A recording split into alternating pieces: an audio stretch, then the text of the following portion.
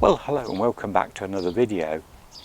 I've been wanting to do this video for a long while now, and it was brought about really by somebody I spoke to a few weeks ago, and they had been looking at e-bikes and had sort of convinced themselves that e-bikes were a greater danger than an ordinary bike.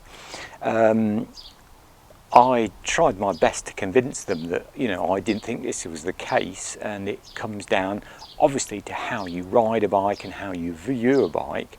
But so I thought I'd do a little look at my view on, are e-bikes safe? Basically, this person's first concern was he'd seen a lot of videos online about e-bike batteries catching on fire and the dangers of e-bike batteries. Well, to be honest, sure, lithium batteries do have an inherent danger, as does petrol in a motorcycle or a car. To an extent, even diesel will burn. So lithium batteries will catch fire and burn. I think the risk there is minimal, but one always should be aware of it, like all risks. And obviously if your battery overheated or caught fire while you're out on the bike, obviously you get off the bike and make sure the bike is in a safe area where it won't hurt nothing. I take extra precautions whilst I'm charging mine. I never really leave the bike unattended. I'm always about in my workshop where I charge the bike up. I won't leave it on, if I'm not about. I certainly wouldn't leave a battery on charge overnight, say, no way.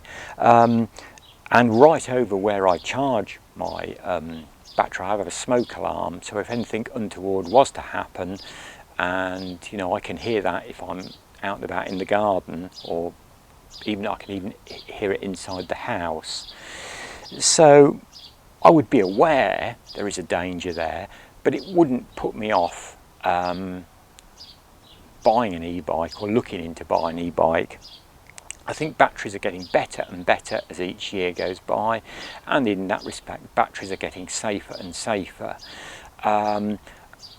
Reading various articles, an awful lot of these battery fires are caused by homemade batteries, and obviously I've been looking into making my own batteries, and I still haven't really drawn any conclusion whether that's a good thing or bad thing, or whether it's there again, you have to weigh up the risks and pros and cons of doing these things and whether you think it's worth it to you. But I think modern production bike batteries are fine if they're treated and looked after in the right manner.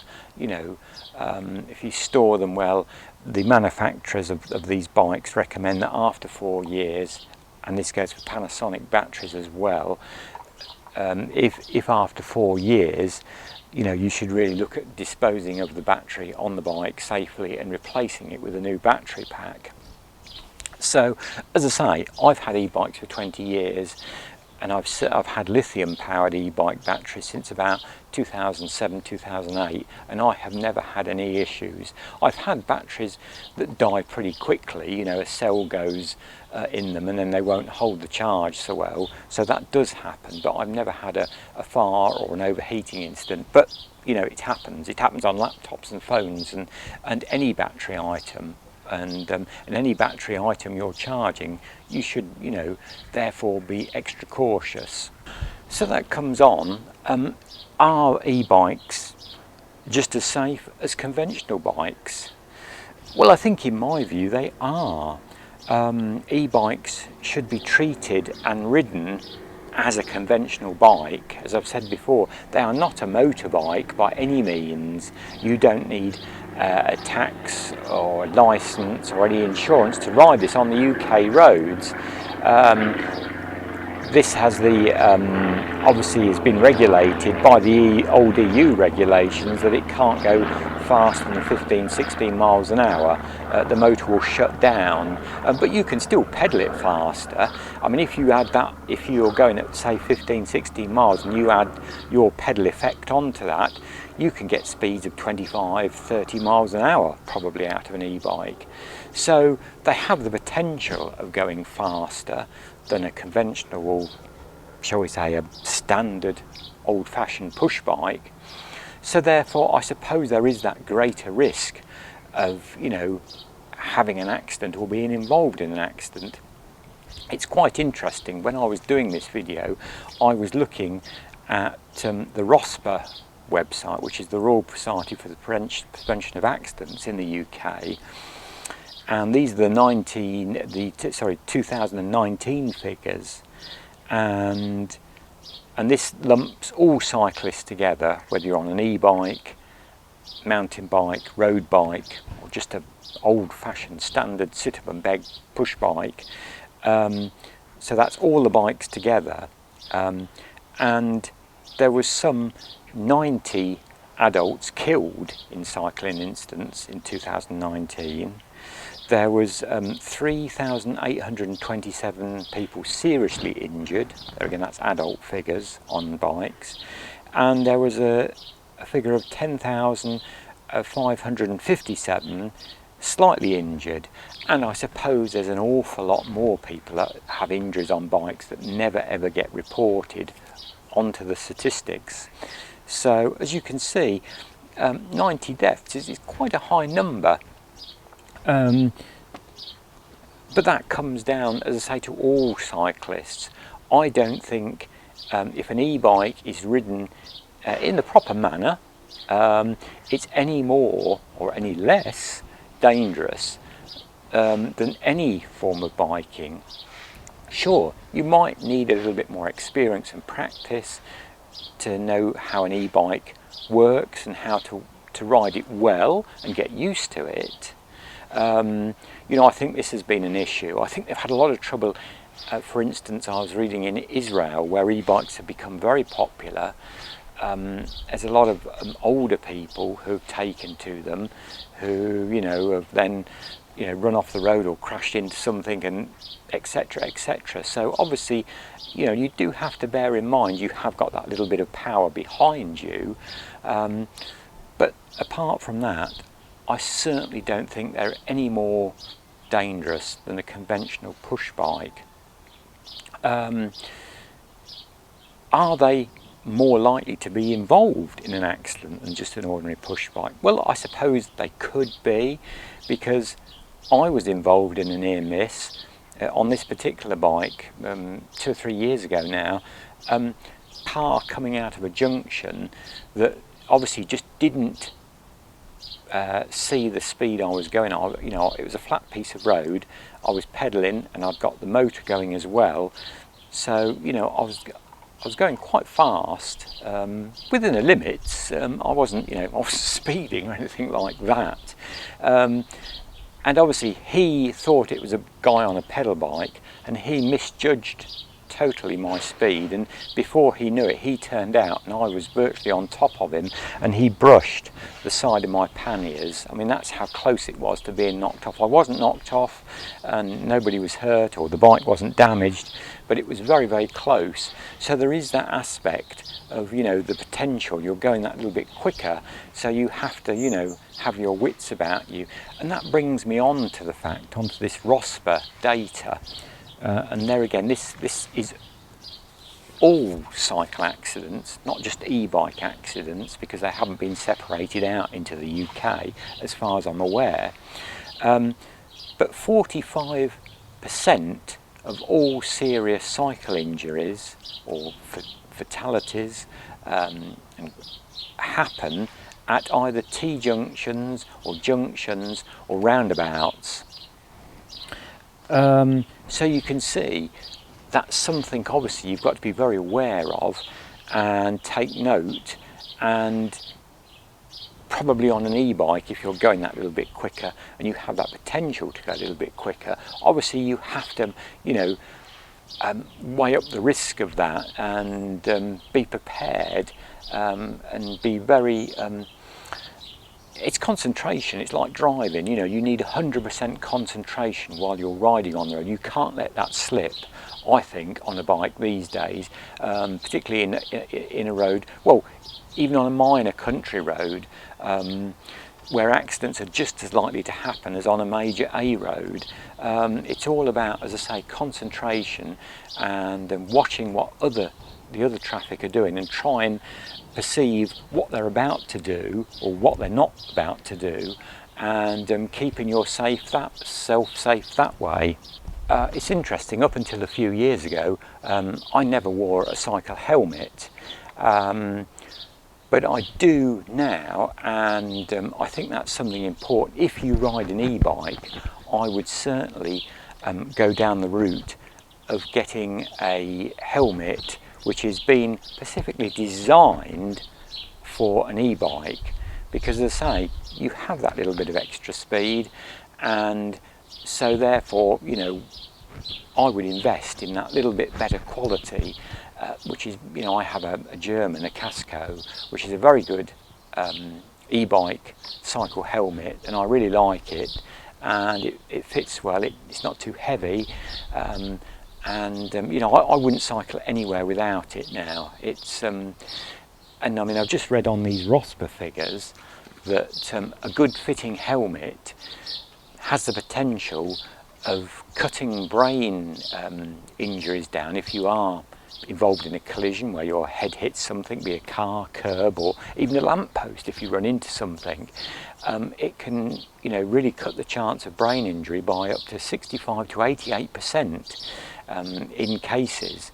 So it's certainly definitely worth, as I say, investing in a good e-bike helmet. I mean, any cycle helmet is better than, you know, none at all, but I would certainly, if you're riding an e-bike, go for an e-bike one or type. There's plenty out there still to choose from. You might say, well, what gives me the right to sit here spouting on about safety? Well, for many years I used to help some bikeability coaches. I wasn't a coach, but I used to help some bikeability coaches teaching 11-year-old children. Bikeability is now what used to be the cycling proficiency badge and test in the UK. They call it bikeability in this area now, and for many years I helped. I used to go on as an extra pair of eyes, ears. I was on my bike, and so we used to go out on roads. We used to go out and practice at junctions on a quiet little bit of estate road, and get the children used to how to deal with junctions and how to deal with junctions safely, and how to cycle, how near to be to the curb, how not near to be to the curb, and all things like that. And I picked an awful lot up from these bikeability coaches, and it was interesting seeing these coaches, what they were teaching these 11-year-olds, how to, you know, be road safe and savvy, or as best as they could get them, and the majority of the teaching was about junctions and how to deal with junctions and how to deal with them safely. I think cycling is all about being as safe as you can and eliminating the risks. It's always going to have risks. There's, you know, even if you step outside your house, cross the road, there's always an element of risk, but it's doing these things, you know, as safe as one can. And that's why I think, you know, and interestingly enough, ROSPA also say about, you know, one big point which a lot of people don't think to do is maintain your bike properly. Make sure the tyre pressures are the right, you know, you've got the right pressure for the tyres. The number of people I see cycling with very nearly flat tyres, you know, make sure the brakes are working okay, you know. I do, you know, a weekly and a monthly check on my bike and make sure everything's functioning as it should be, and I think that can help cut down the risk of an accident, and also, you know, you're confident that you know your bike is going to work. So I think that's very important, you know, to maintain your bike in as best condition that you can, and just by doing some very basic checks. But to me, e-bikes, if they're ridden as an e-bike, it's not a motorcycle. Let's stress that, and it should never be ridden as a motorcycle, because it isn't one. It's an e-bike. It's much more akin to a bike, and if it's ridden right, and you know, as safely as you can, to me they are just as safe as a normal push bike. But as I said, obviously everything brings risks, but I wouldn't try and ever put anybody off buying one for the safety angle, because I think that's wrong.